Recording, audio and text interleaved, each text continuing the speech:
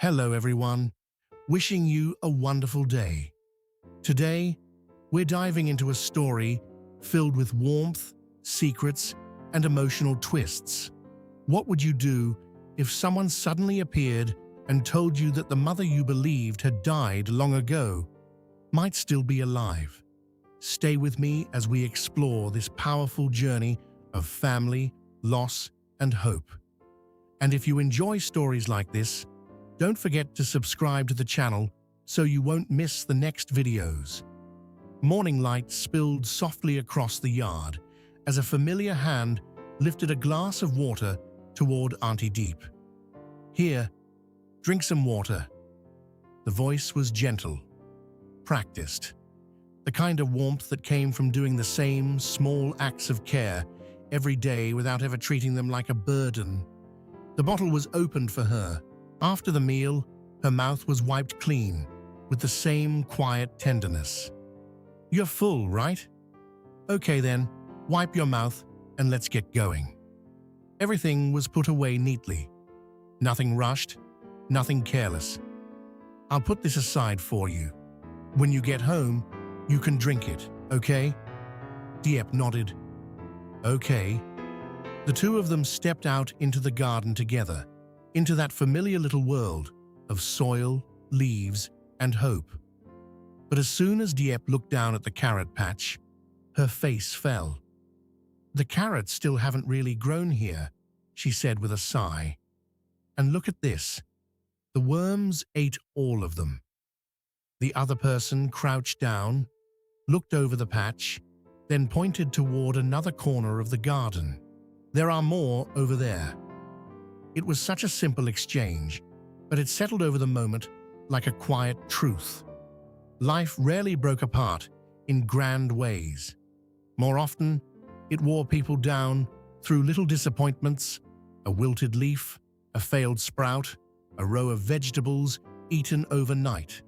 Standing there, Diep felt that familiar sting of loss, small but real. Yet somehow, with someone beside her, it didn't feel as heavy. The ruined carrot leaves seemed to say something larger about life itself. You nurture something carefully. You check on it each day. You believe it's growing. And then one morning, something unseen has already been there before you. Still, the garden remained. The work remained. Hope remained. Diep stood quietly for a moment, then let out a faint smile. There was regret in it, but not surrender. More like the kind of smile someone wears when they know life will keep testing them, and they'll keep going anyway. Soon, the sun climbed higher, and the soft morning gave way to heat. The two of them kept talking as they moved deeper into the garden, planning what to plant next. Cucumber, watermelon, papaya, jute leaves, pumpkin.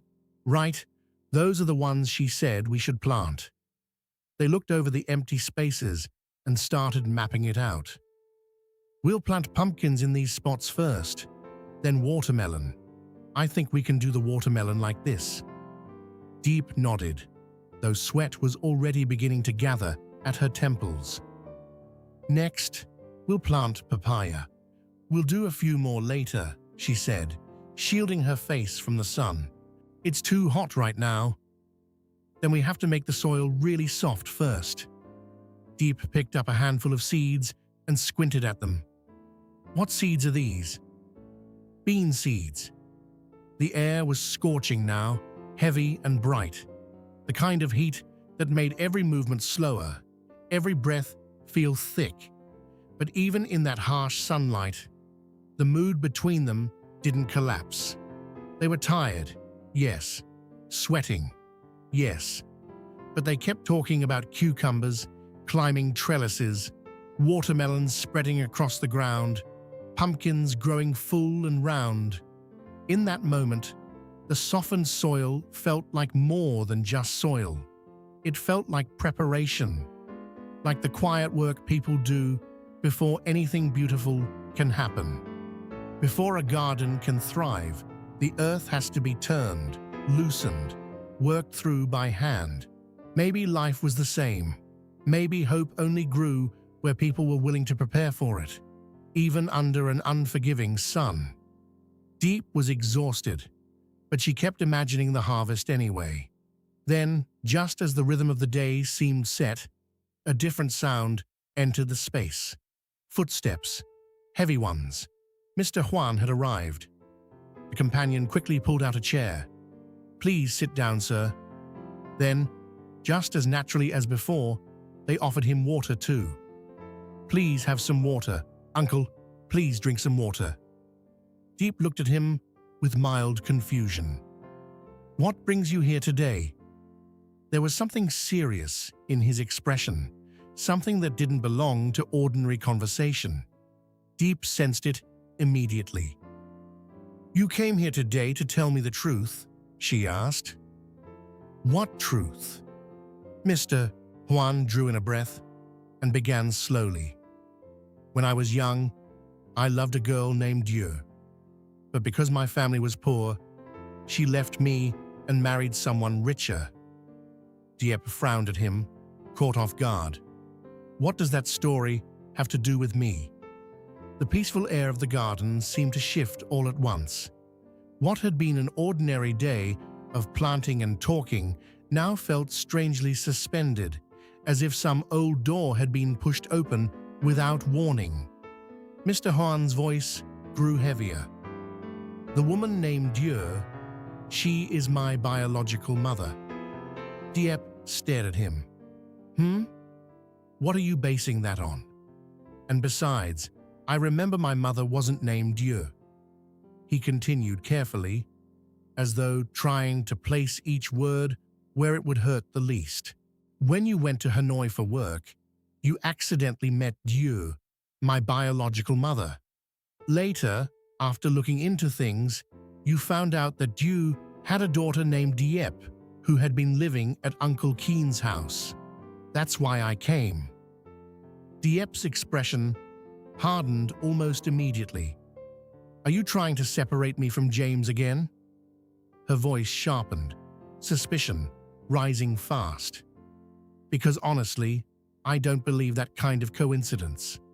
My mother died when I was very young, and now you're saying you met her, and that the two of you had a relationship before, and somehow all of this connects back to me. It sounds made up." The room seemed to tighten around them. The past had entered without permission, cutting into memories Diep had spent years arranging neatly enough to survive. What began as confusion became anger, because anger was easier to hold than grief. Mr. Juan didn't back away. "I swear to you, it's true." Diep looked straight at him. "Fine. Let's say everything you said is true. Let's say my mother is still alive. Let's say you and my mother really loved each other when you were young, and you recently met her again. Then what? Why are you telling me all this? What do you want?" He shook his head. "I don't want anything. I just came to tell you the truth. That's all?" He hesitated, then said the part that seemed to weigh on him most. "She doesn't dare come back and acknowledge you herself. She's afraid her current husband will find out. If her husband's family learns that she has a child, she could be thrown out with nothing." Diep repeated his words quietly, almost to herself. "So even if all of this is true, even if my mother is still alive somewhere..." She paused. "Coming home doesn't really matter anymore." It was not said dramatically. It was said like someone pressing down on a wound to keep it from opening wider. Mr. Juan slowly pulled something out and handed it to her. "This is her phone number and her address."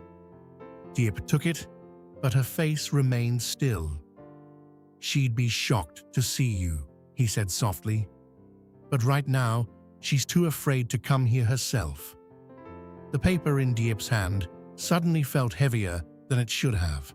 Just a phone number, just an address. But somehow, it was enough to pull years of silence, abandonment, doubt, and longing into a single moment. For a while, no one said anything. Finally, Diep spoke in an even tone. "Let's leave it at that for now. Just leave the hoe there." And with that, the meeting came to an end. No shouting, no dramatic collapse, just silence. But inside Diep, something had shifted. The confrontation was over, yet the real struggle had only just begun. In her hand was a fragile thread to a past she thought had already been buried. And whether she wanted to admit it or not, the moment Mr. Huan placed that information in her palm, her world had changed. Later, when Diep returned, the air around the house felt different again. The weight of what she had just heard still clung to her, but life, as it always did, was already moving forward. "Diep, you're back?" Yes. There was no dramatic entrance, no visible unraveling, just that simple answer. But beneath it was a storm she hadn't shared. The companion, cheerful and focused, immediately began updating her on the work from earlier in the day. "This morning, I finished planting everything you told me to plant. The beans, the cucumbers, the watermelons, all those vegetables. You told me to do them all this morning, so I did." Diep listened quietly. "And earlier, I made the trellis for the oilseed plants too. But then it suddenly rained. The weather is so strange now. One moment it's sunny, the next it's pouring. The unpredictability of the weather somehow echoed the unpredictability inside Diep's own heart. Just that morning, she had been worrying about worms eating the vegetables, then about heat and planting, and whether the soil was soft enough. Now suddenly, without warning, the past had returned in the form of a name, a story, a phone number, and an address. The companion took one look at her and asked softly, "Are you tired?" Diep let out a small breath. "A little tired." Then, almost unexpectedly, a smile touched her voice. "But I'm happy too. I keep imagining what it'll be like later on, when we go down there and the garden is full. There'll be so many watermelons, cucumbers, vegetables, fruits. We'll go into the garden and pick them ourselves." As she spoke, her tone warmed. The image in her head seemed stronger than the heaviness still pressing on her. "I can already picture us standing there picking everything. Just thinking about eating what we grew ourselves makes me happy. I'm only afraid I won't be able to take care of it properly." The companion laughed gently. "Your imagination is really something." Then with more confidence, "But I think we can do it." Diep nodded. "Of course." That little exchange carried more comfort than either of them said out loud. It was not just about vegetables anymore. It was about believing something good could still grow, about picturing a future harvest even after a day that had brought both ruined leaves and painful truths. Then Diep's thoughts circled back to practical things, the kind of grounded details that kept life from floating too far into sorrow. "Were the vegetables eaten by worms?" she asked. "A little." "Which ones?" "The cabbage, the kohlrabi, and the white radish too, I think." "The white radish had worms too." "Just a little, and the green vegetables too." "What green vegetables?" "The cabbage and kohlrabi." "Ah, but I sprinkled something on them. I think it'll help." The answer was simple, reassuring in its own way. Not everything had to be perfect. Not every problem meant disaster. Some leaves got eaten. Some plants struggled. Then you treated them, watched them, tried again. That same rhythm seemed to sit quietly beneath everything happening in Diep's life now. The garden had become a mirror, though no one said it outright. Worms in the leaves, Harsh sunlight, sudden rain, seeds that might grow well or might fail. Everything required patience, everything required care, and still, nothing came with guarantees. The companion looked at Diep again, more closely this time. "Let me massage your shoulders for a bit, okay?" Diep immediately shook her head. "I'm not that tired." But the offer itself lingered warmly in the air. The companion had already noticed something was off, even if Diep wouldn't explain it. Maybe it was in the way she moved. Maybe in the slight delay before her answers. Maybe in that hidden distance people carry when their thoughts are somewhere else entirely. "Oh, what's this?" the companion asked suddenly, noticing the item Diep had brought back. Diep answered quickly, almost too quickly. "Oh, nothing. Just some random things. It's fine." She wasn't ready to explain. Not the visit, not Mr. Hoan's words, not the impossible possibility that her mother might still be alive somewhere, not the deeper fear underneath all of it, that if it were true, then all the years of absence would need a new meaning. And Diep didn't know if she wanted one. The companion didn't push. Instead, they returned to gentleness. "Come on, let me massage you a little." "But have you cooked rice yet?" Diep asked, seizing on the practical question as a way to avoid everything else. "Yes, the rice is done. I'll cook the vegetables later." "All right. I'll massage you first." "I'm really not that tired." Still, the care remained. It didn't need permission to exist. It was already there, in every word, every offer, every glance. Then Diep admitted what her body had been telling her all along. "Let's eat soon. I'm pretty hungry." "I'm hungry too," the companion said. "Okay," Diep replied, a little more softly now. But the companion insisted once more, playfully, affectionately, "Just let me massage you a little first. Otherwise, my hands are going to feel wasted." That pulled the faintest laugh from Diep. "I said I'm not that tired." And just like that, the heaviness in the room loosened a little. The tenderness between them was not loud. It didn't need declarations. It lived in domestic details, asking about worms in the vegetables, talking about weather, offering shoulder massages, checking whether the rice had been cooked. Yet those details carried Diep through more than anyone could see. Inside her, the day's earlier conversation still echoed. A woman named Diep, a first love left behind because of poverty, a mother who might not be dead, a truth that had arrived too late, a phone number that could connect her to everything she had lost, or reopen everything she had barely survived. And yet here, in this house, she was also being asked whether she was hungry, whether she wanted a massage, whether the vegetables needed more care. One world was made of old wounds and uncertain blood ties. The other was made of hands-on daily love, the kind proven not by words, but by presence. That contrast was what made the moment so moving. Because Diep did not return to an empty place where she had to face the revelation alone. She returned to warmth, to routine, to someone who noticed when she was tired, to someone who remembered what she had wanted planted in the garden, to someone already dreaming alongside her of future cucumbers, future watermelons, future meals they would harvest with their own hands. The garden itself now seemed to hold the whole emotional arc of her day.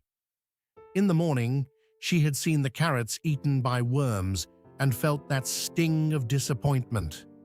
Later, under the harsh sun, she kept planting anyway. Then came Mr. Juan, carrying a truth she never asked for, a truth that threatened to uproot everything she thought she knew. And now, by evening, She was back again, among seeds, vegetables, and warm conversation, trying to steady herself with the ordinary. That ordinary life did not erase the pain, but it gave her somewhere to stand. As the talk drifted between food and gardening, Diep let herself rest inside those simple things.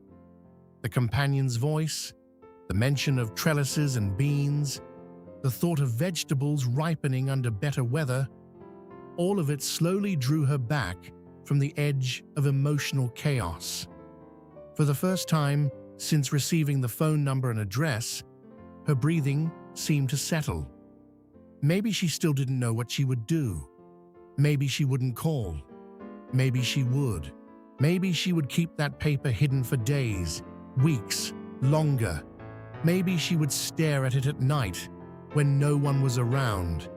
Maybe she would hate it for appearing. Maybe she would treasure it for the same reason. But those decisions did not have to be made this second.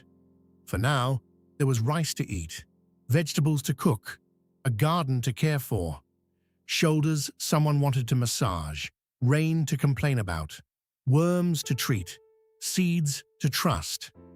And in that gentle return to shared routine, Diep's spirit began to shift once more, not from pain to forgetting, but from pain to endurance. The earlier revelation had shaken her deeply, but this quiet domestic moment reminded her that not everything in life comes from the past. Some things are being built in the present, patiently, day by day, like a garden. As the conversation carried on, Diep's worries didn't disappear, but they softened around the edges. The future she had imagined in the garden, the one full of watermelon vines, cucumber trellises, and vegetables ready to harvest, began to feel like more than a fantasy. It became a kind of promise.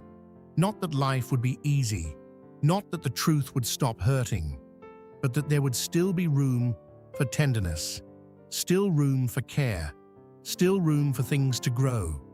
And so, in that humble home, with the weather still unpredictable and the vegetables still vulnerable to worms, Diep sat within a fragile but real peace.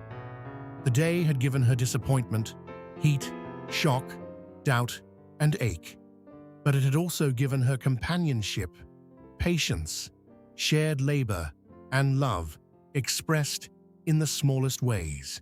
The garden remained unfinished, so did her heart, but both somehow were still alive with possibility.